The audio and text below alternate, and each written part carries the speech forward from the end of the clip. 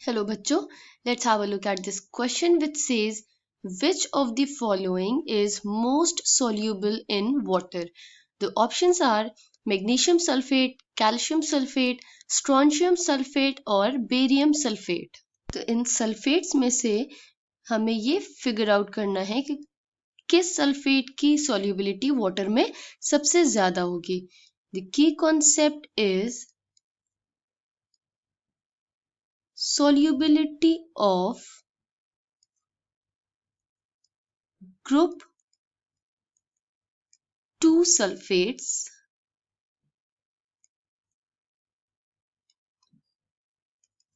in water।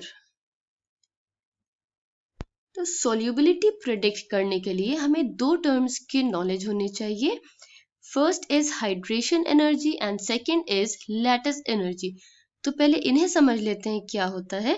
Let us start with hydration energy.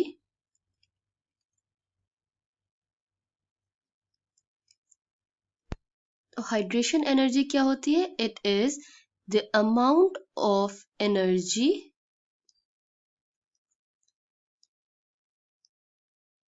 released when 1 mole of iron is hydrated। इसका क्या मतलब हुआ?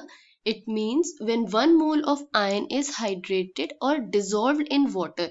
तो जब हम किसी स्पीशी को वाटर में डिसॉल्व करते हैं तो वाटर के कांटेक्ट में आने के पर उसके डिसॉल्व होने पे या उसका हाइड्रेशन होने पे जो एनर्जी रिलीज होती है that is known as hydration energy. Second term is lattice energy.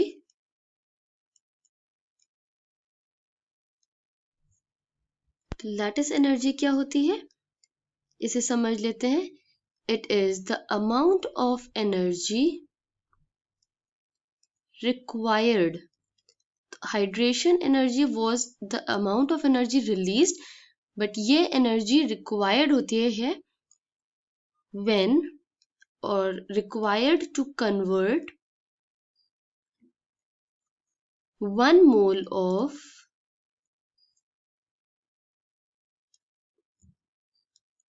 ionic solid into ions।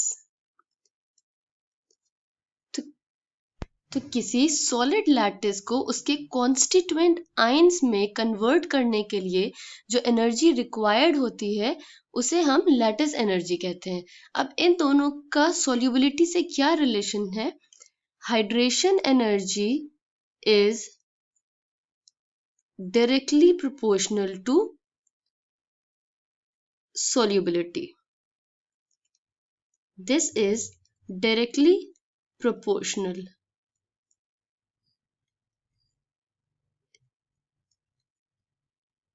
इसका मतलब more the hydration energy, more will be the solubility, whereas lattice energy is inversely proportional to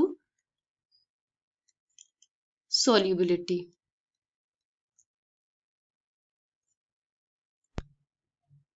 इसका मतलब जितनी ज्यादा lattice energy होगी उतनी कम solubility होगी।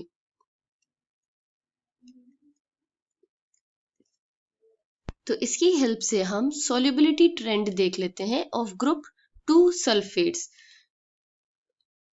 तो ग्रुप की बात कर रहे हैं तो as we move down the group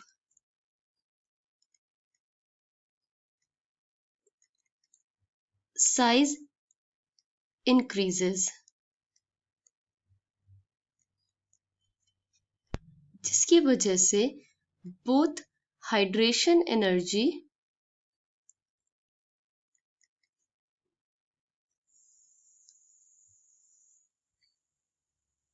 decreases as well as the lattice energy also decreases।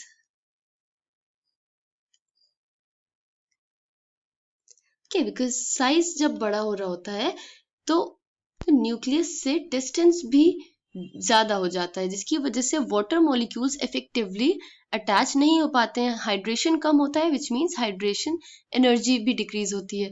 Lattice energy decrease होती है because for the same reason, क्योंकि चार्ज कम होने की वजह से कम एनर्जी रिक्वायर्ड होती है to convert it into ions. लेकिन सल्फेट्स के केस में lattice energy decreases to a lesser extent. That means decrease in lattice energy is less than the decrease in hydration energy. So lattice energy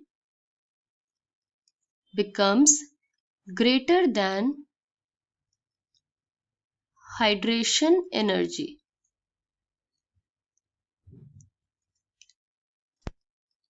क्योंकि इसमें जो decrease है that is to a lesser extent,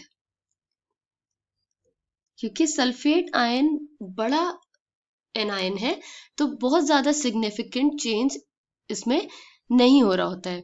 तो हमने देखा जब हम group में जा रहे हैं, as we move forward in the group, down the group, lattice energy कम चेंज हो रही है, डिक्रीज हो रही है as compare to hydration energy. It means the solubility will decrease down the group, क्योंकि सोल्यूबिलिटी के लिए हाइड्रेशन एनर्जी को ज्यादा होना चाहिए।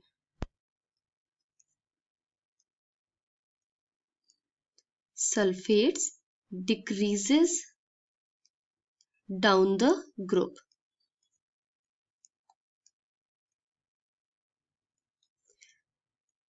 That means magnesium sulfate will be most soluble in water, because magnesium is present at the top of the list अगर हम इन options की बात करें तो most soluble in water, whereas barium sulfate will be least soluble. Therefore, among the following sulfates, the one which is most soluble in water is magnesium sulfate. I hope you understood it well. Thank you and best of luck.